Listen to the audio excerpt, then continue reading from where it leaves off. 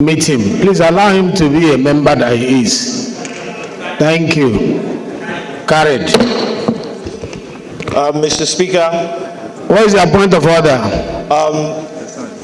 On point of personal explanation, pursuant to Order 8, Rule 6 of the House Standing Orders, Mr. Speaker. Yes, go ahead.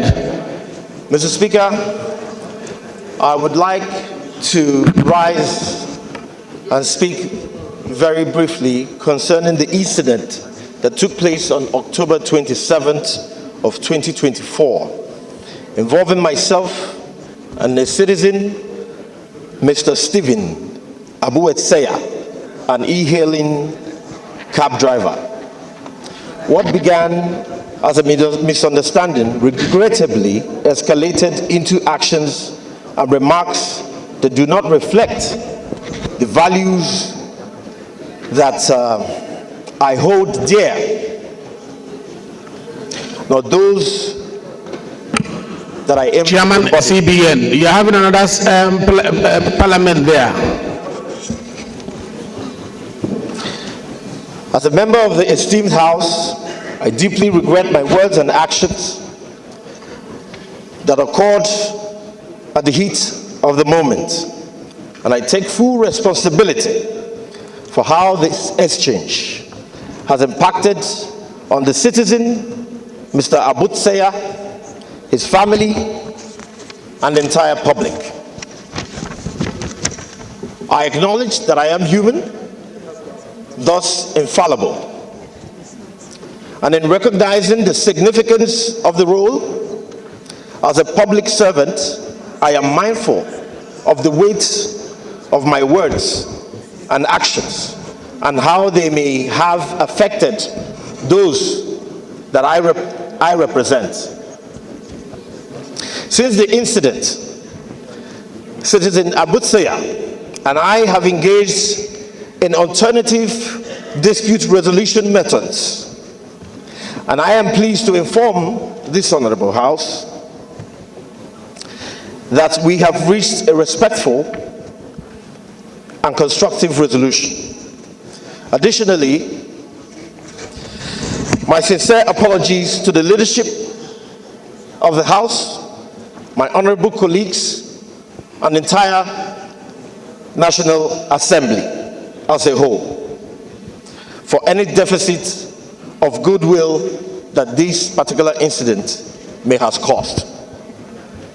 I am aware that my actions reflect not only on myself, but also the esteemed institution,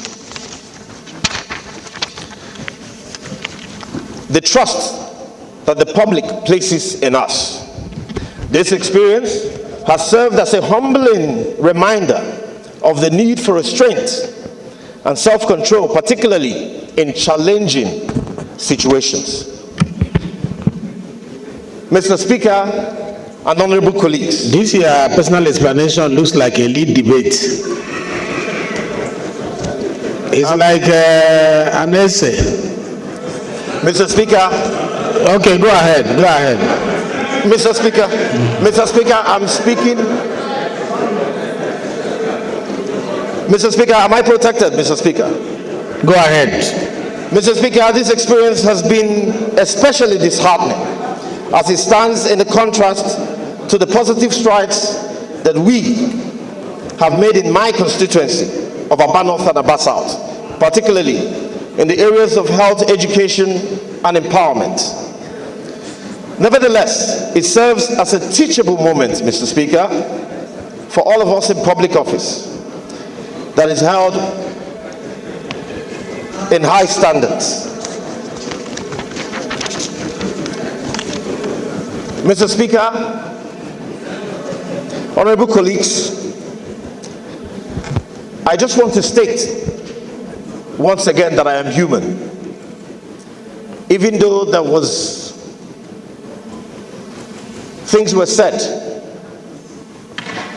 and those things I regret.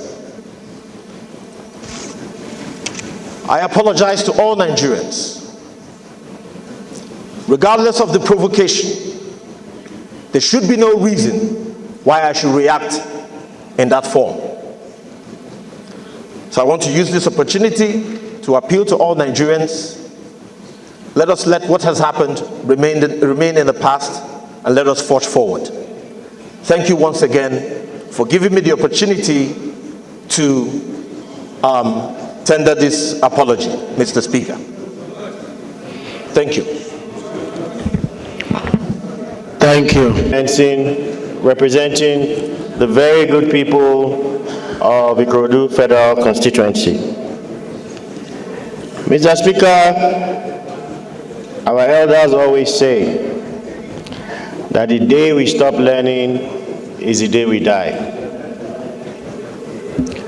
They also say that we learn from mistakes and not from successes. However, the Parliament is one of the most hated institutions in Nigeria today. We are bashed morning, afternoon, and night, despite the fact that most of us have very noble intentions for the people of Nigeria. We should always be guided and also know that we are not an authority over Nigerians. Nigerians have authority over us. They must be treated with dignity, with respect, and with kindness at all times. So if we imbibe this collectively, Mr. Speaker, Honorable Faleke, we will begin and continue to launder that heavily battered image, the garments that which we all wear. So accordingly, Mr. Speaker, I rest my case on these few points. Thank you very much.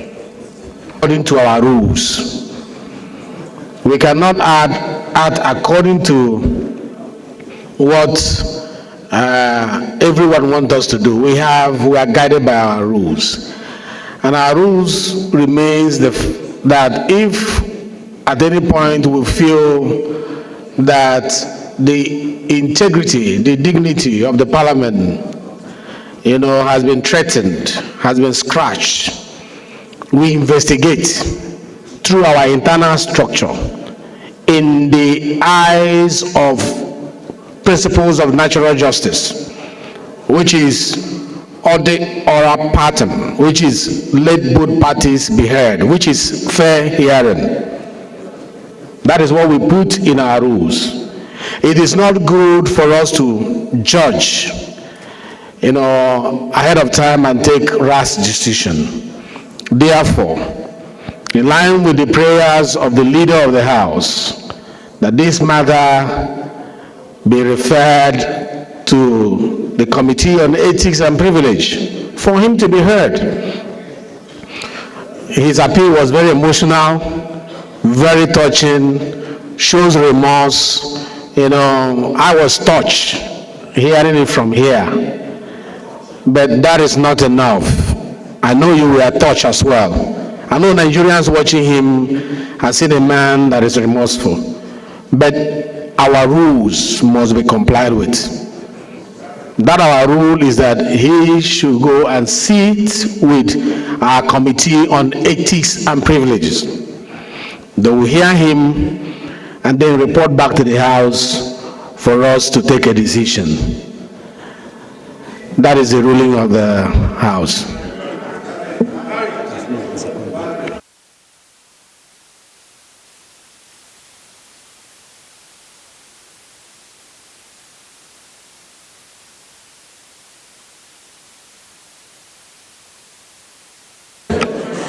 I'm being guided that the prayer of the leader need to be seconded.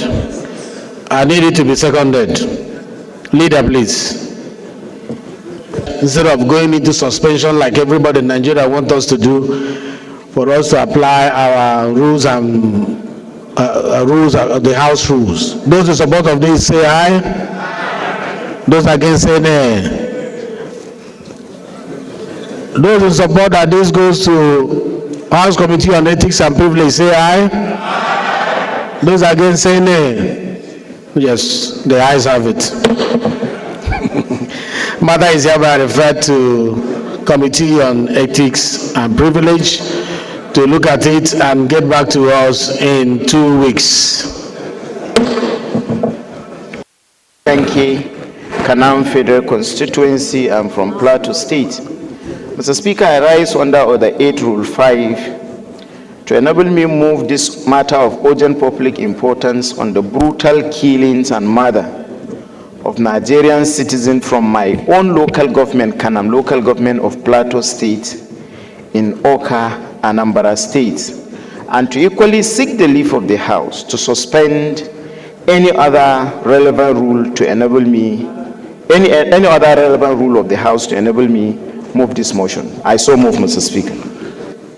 Thank you. Federal Constituency, I'm from Plateau State. Mr. Speaker, note with utter dismay and deep concern the gruesome killing of 7 Nigerian citizens from my own local government, Kanam local government area of Plateau State, in Oka, Anambra State. These innocent citizens were brutally murdered by some armed militia while repairing their motorcycles at the mechanic garage in Oka. This incident, Mr. Speaker, happened on the 24th of October, 2024. Further note, Mr. Speaker, that the victims were residents in Oka carrying out their legitimate peaceful services as motorcycle riders at the Nnamdi Azikiwe University gate. Worried, Mr. Speaker, that the victims were neither terrorists, bandits, nor criminals, but peace-loving citizens of Nigeria who were free to reside and do business in any part of the country. The victims are Joseph Ishaku, 31 years old, Jamilu Haruna, 20 years old, Abdul Wahab Aliyu, 28 years old, Abdul Razak Mohammed, 18 years old, Nuruddin Yusuf, 23 years old, and Awal. They were all shot to death, while others sustained severe degree of injuries. So the victims were from Gomlar and Gumshar villages of Kanam local government area in Plateau State. Also worried, Mr. Speaker, that this barbaric act in the southeastern part of the country is threatening our existence and free movement and right to live and liberty to live anywhere in the part of Nigeria as guaranteed by the Constitution of the Federal Republic of Nigeria. This act is condemnable and unacceptable. Concerned, Mr. Speaker, that if prompt security measures is not put in place to safeguard the lives of Nigerians living in other regions or any other part of the country, this may lead to reprisal attack and it will not be good for the nation. Mr. Speaker, I urge the House to 1. Observe a minute silence in honor of the departed citizens of my local government. Condemn the killing of innocent Nigerians, not only in this part of the country, but in the entire Nigeria. 2. Urge the federal government, Mr. Speaker, to immediately commence thorough investigation into this crime and ensure that the perpetrators are brought to justice and take concrete measures to prevent such senseless killing and protect the lives and properties of citizens across Nigeria. 4, Mr. Speaker, urge the Inspector General of Police and the Director General of the Department of State Service to take urgent decisive action to address this situation and ensure that culprits are brought to face the full weight of the law. I so move, Mr. Speaker. Yusuf Gagdi is my name. I represent Panshinkanke Kanam. Let us hear Honorable Gadi in silence, please. Let us represent Panshinkanke Kanam. Honorable Oga. To state. Honorable Ibe. Please have your seat. Give me this 1 minute to add value to this motion.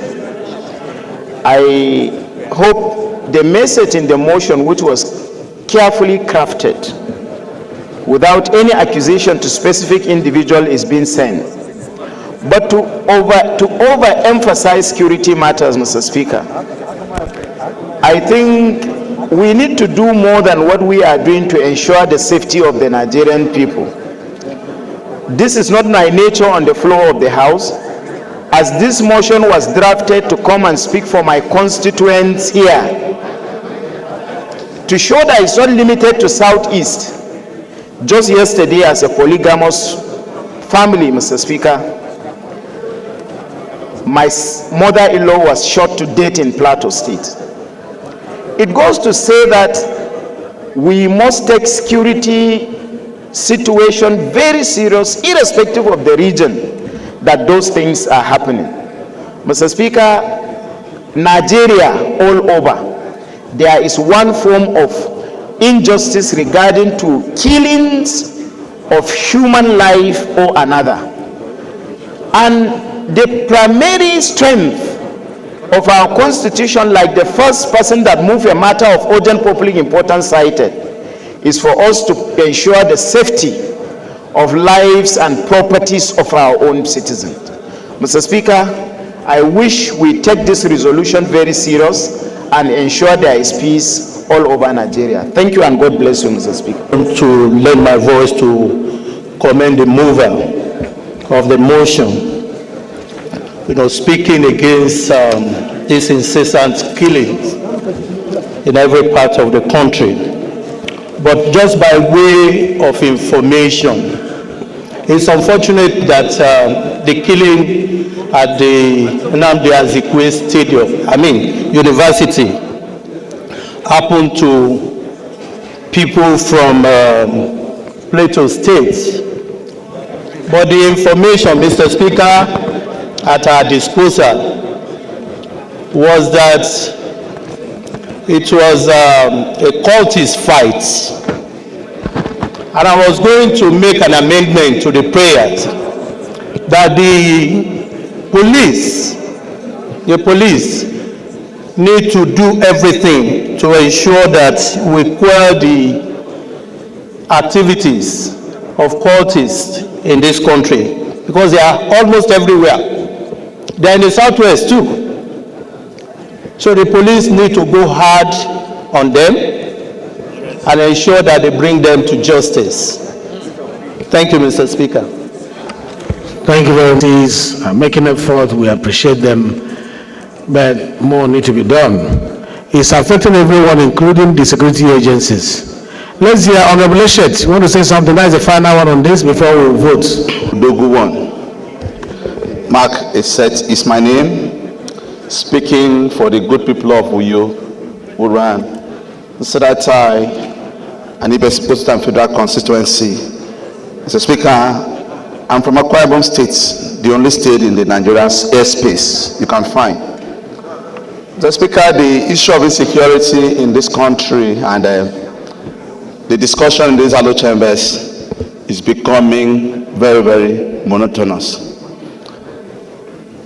We come here, we discuss insecurity. There is no day we sit and in our other paper you don't see motions, urgent importance on security issues. We stand every day, now not even up to a minute of silence again. 20 seconds, minutes of silence because of the rate of insecurity and killings. But yet, every year, the largest chunk of the appropriation that is passed by this House goes to security in terms of resources, and the result of it is not commensurate. Mr. Speaker, there was an information over the social media that the sponsors of kidnappers and Boko Haram has been identified. And up till now, no name has been mentioned. No one has been prosecuted. Are they spirits Mr. Speaker, I think we've done a lot of talking. We should go into action. There is need for us to call our security agents to brief us on what is happening. Is it that they are not aware of what to do any longer?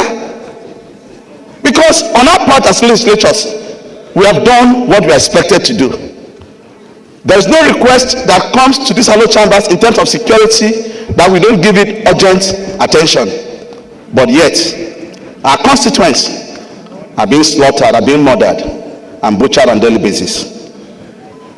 Mr. Speaker, this is a very serious issue that this House should resolve, not just to mandate the security agency to investigate. We've done all these resolutions on investigation, yet it is not ending this crisis. Let us call them to account. Thank you. Thank you. All right, you see, we're in at the moment, and it has become obvious that when insecurity takes place, people categorize them under unknown gunmen or Boko Haram or the rest of them. Some of them are criminals. And when they commit crime, they hide under all these umbrellas. It ought not to be so. This one that Gadi just mentioned now, I just did a little research and I found out that it was not unknown gunmen. It was cultist group fighting each other. And unfortunately, some people from Plateau happen to be involved. It's cultist activity in the university, University. You know, to brand it into, and it is reported. If you Google it on Punch newspaper, you will see it.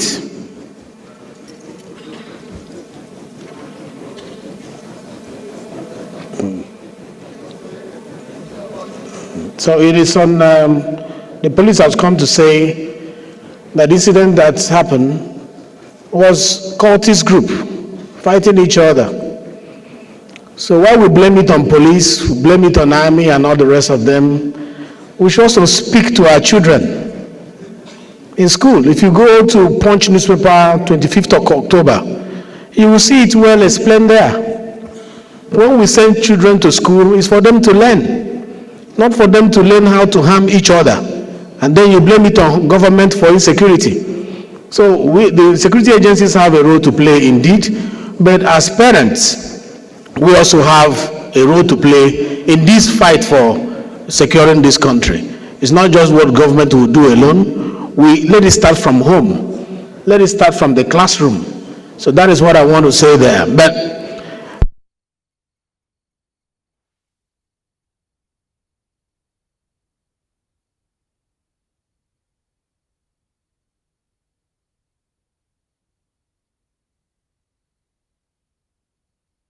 Gadi, we have done. Those in support of this motion say aye. Those against say nay. The ayes have it. This motion is referred to Committee on Police as well as Committee on National Security Intelligence. This is Committee and the Facility Management Department to resolve the problems. That too, there will be total power outage between 2 p.m. and 6 p.m. today, as there will be some work to be done on the transformer. Number 3, that we regret any inconveniences this might have caused. This is announced by Chairman House Services Committee, Honorable Daniel Amos. The next announcement is that this is to remind members of the House Committee on Constitution Review. Order, please. Honorable colleagues, please return to your seat, please. Bob. Why are you calling my name? We have said people should not disturb Honorable Abubakar while he's sitting. Please, you should respect that, please. This is to remind members of House Committee on Constitution Review that a courtesy call to the Right Honorable Speaker by some participants of the International Legislative Dialogue on Women and Constitutional Amendment in Nigeria, which took place yesterday at Transcorp Hilton, will hold today, 29th of October 2024. The time is 3 p.m. And the venue is room 414, Speaker's Meeting Room.